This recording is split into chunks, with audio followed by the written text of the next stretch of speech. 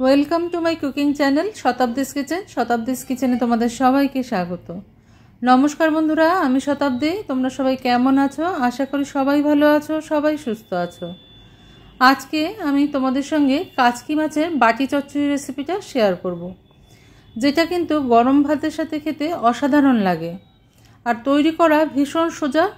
খুব কম সময় লাগে, খুব কম সময় কিন্তু তৈরি হয়ে যায়। দেখো, এখানে আমি কাচকি মাছ নিয়ে নিয়েছি 500 গ্রাম মতন। এই 500 গ্রাম কাচকি মাছ আমি একটা ছাঁকনিতে ফেলে ধুয়ে নিয়েছি। সেইভাবেই পরিষ্কার করতে হয়, যারা করো তারা তো জানো। এবার একটা কড়াই নিয়ে নিয়েছি, যেটার মধ্যে আমি বাটি চচ্চড়িটা করব সেটার মধ্যে একবারে আমি মেখে নেব মাছটা। তো এই বাটি চচ্চড়ি করবার জন্য এখানে দেখো আমি ঝিরিঝিরি করে আলু ভাজার মতন আলু কেটে নিয়েছি। এই যত কিছু কেটে নিয়েছি এর সঙ্গে তোমরা যদি আরও কিছু যোগ করতে চাও যোগ করতে পারো, কোনো অসুবিধা নেই। পেঁয়াজ কুচিয়ে রেখেছিলাম দুটো মাঝারি সাইজের, সেটা দিয়ে দিলাম। এখানে নিয়ে নিয়েছি টমেটো কুচি, দুটো টমেটো আমি ছোট সাইজের কেটে রেখেছিলাম, সেটা নিয়ে নিলাম। বেগুন এরকম সরু সরু করে আলু ভাজার মতন কেটে রেখেছিলাম, সেটাও নিয়ে নিলাম। এবার দিয়ে দেবো মূলো, একেবারে কচি মূলো ছিল, সেটাকেও আমি ঝিরিঝিরি করে কেটে নিয়েছি, সেটাও দিয়ে দিলাম। আর যেটা দেখছো সেটা হচ্ছে পেঁয়াজ কলি। এই শীতের সময় এই রকম মাছের বাটি চচ্চড়ি খেতে কিন্তু ভীষণ ভালো লাগে। যারা খেয়েছে তারা তো জানো, যারা খাওনি কখনো এভাবে বাটি চচ্চড়ি কাচকি মাছের একবার করে খেয়ে দেখতে পারো। খুব সুন্দর লাগে আর সময়টা খুব কম লাগে, 10-15 মিনিটের মধ্যেই কিন্তু তৈরি হয়ে যায়। কাঁচা লঙ্কা কুচি দিয়ে দিলাম, ঝালটা যে যা নিজেদের পছন্দ মতন আর প্রয়োজন মতন ব্যবহার করবে। রসুন কুচি দিয়ে দিলাম আর দিয়ে দিলাম ধনেপাতা কুচি। পর্যাপ্ত পরিমাণে ধনেপাতা আমি এখানে ব্যবহার করেছি।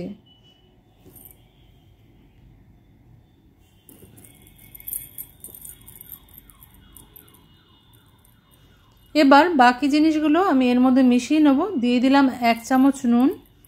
খুব বেশি নুন দিতে যাবে না প্রথমেই, কারণ মাছটা যখন শুকিয়ে আসবে তখন কিন্তু নুন পোড়া হয়ে যাওয়ার একটা সম্ভাবনা থাকে।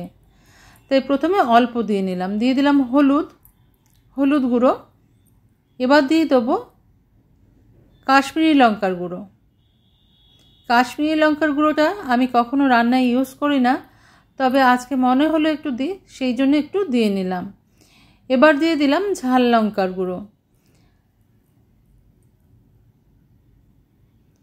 এবার সমস্ত কিছু উপকরণ একটু ভালো করে মেখে নেব।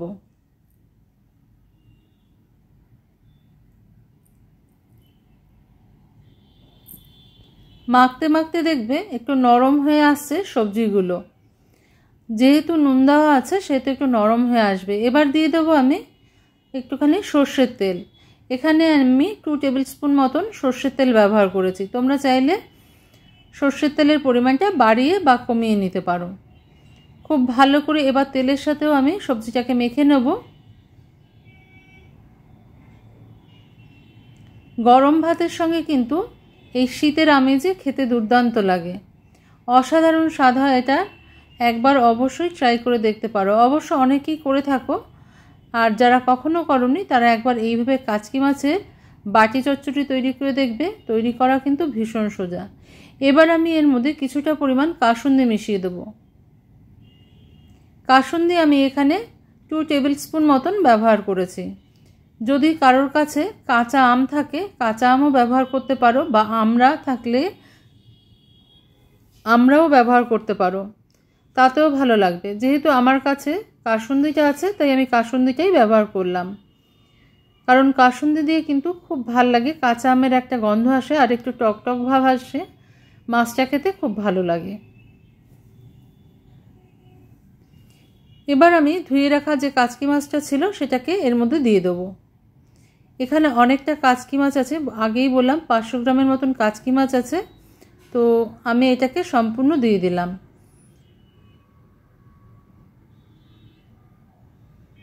দিয়ে এবার একটু হালকা হাতে মাছের গায়েও সমস্ত মশলাটা মাখিয়ে নেব।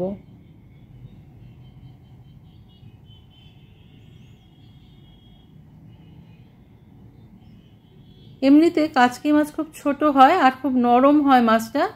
মাছের গায়ে কিন্তু ভীষণ তেল থাকে কাচকি মাছের গায়ে। যখন তোমরা ধোবে তখনই বুঝতে পারবে, যারা কখনো ধোওনি, কাচকি মাছ রান্না করোনি আর কি, তারা বুঝতে পারবে যে এই মাছের গায়ে কিন্তু খুব তেল হয় আর খেতে কিন্তু ভীষণ ভালো হয়। এমনিতে যারা ছোটো মাছের চচ্চড়ি পছন্দ করো তাদের জন্য খুবই ভালো একটা রান্না। মাছটা মাখা হয়ে গেছে, এবার দেখো আমি ওভেনে দিয়ে দিয়েছি, গ্যাসে বসিয়ে দিয়েছি একটু লো ফ্লেমে। এটাকে আমি কিছুক্ষণ সময় রান্না করে নেব। এখন নাড়াচাড়া করবার কোনো দরকার নেই, উপর থেকে একটুখানি কালো জিরে দিয়ে দিলাম যাতে সুন্দর একটা গন্ধ আসে।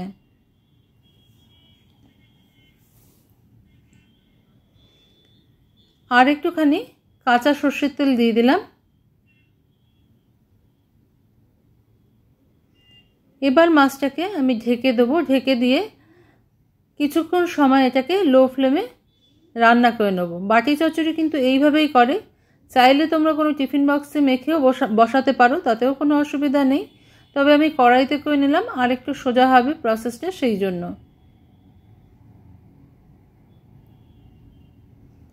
কিছুক্ষণের মধ্যে দেখো ঢাকাটা খুলে নিয়েছি আমি, কতটা জল বেরিয়ে গেছে মাছের গায়ের থেকে, আর সবজির জলটাও যেটা ছিল সেটা বেরিয়েছে।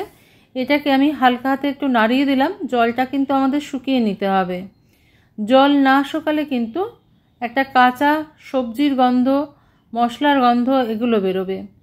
মাছটাকে ভালো করে এইভাবে নাড়িয়ে চাড়িয়ে নিলাম, হালকা হাতে নাড়াবে, নাহলে মাছটা খুব নরম হয়, ভেঙে যাবে।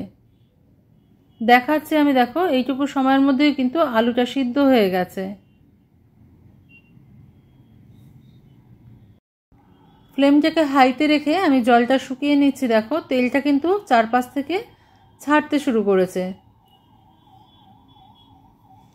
মানে মাছটা আস্তে আস্তে কষে এসেছে। খুব বেশি সময় লাগে না এই কাজটা করতে, 10-15 মিনিটের মধ্যেই হয়ে যায়, আমি আগেও বললাম। তো মাছটাকে আমি আর একটুখানি শুকিয়ে নেব। দেখো মাছটা কিন্তু এখন পুরোপুরি কমে এসছে, তেলটা কিন্তু একেবারে বেরিয়ে এসছে, মাছটাও কিন্তু কমে গেছে অনেকটা পরিমাণে। তো এইভাবে ফুল আঁচে রেখে আমি সামান্য একটুখানি নাড়াচাড়া করে দিয়েছিলাম, দিয়ে কিন্তু জলটাকে শুকিয়ে নিয়েছি। ফাইনাল লুকটা তোমাদের দেখিয়ে দিই, দেখো এরকম হয়েছে দেখতে। আজকের রেসিপিটা যদি ভালো লেগে থাকে তোমাদের, লাইক, কমেন্ট, শেয়ার, সাবস্ক্রাইব করার অনুরোধ রইল তোমাদের কাছে। আজকে তাহলে এই পর্যন্তই বন্ধুরা, দেখা হচ্ছে পরের দিন অন্য কোনো রেসিপি নিয়ে তোমাদের সঙ্গে। তোমরা সবাই ভালো থেকো, সুস্থ থেকো।